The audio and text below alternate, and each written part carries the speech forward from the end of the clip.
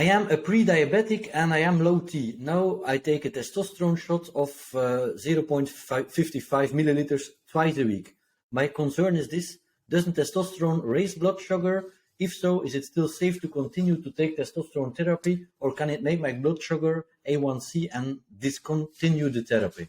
Okay, again, I'd love some more context, like age. How long has he been a type 2 diabetic? What's his A1C? You know, when did he start his testosterone? How's it being managed? What other ancillary medications use? There's a lot more here, but I'm just going to try to just touch on this in a general statement.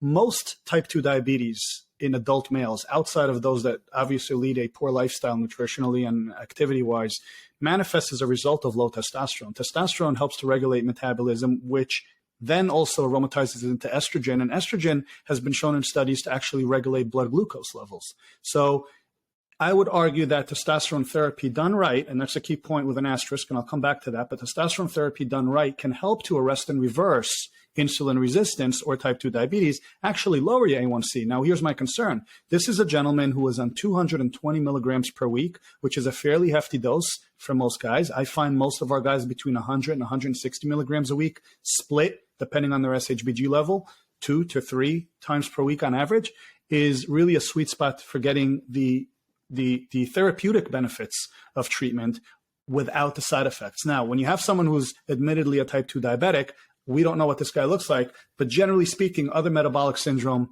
ailments come with that, like obesity and various other things, hypertension, hyperlipidemia. Now, these are things that could be exacerbated with elevated testosterone levels, increased appetite, increased hypertension from hypervolemia. So there's a lot of things that taking too much testosterone can make worse.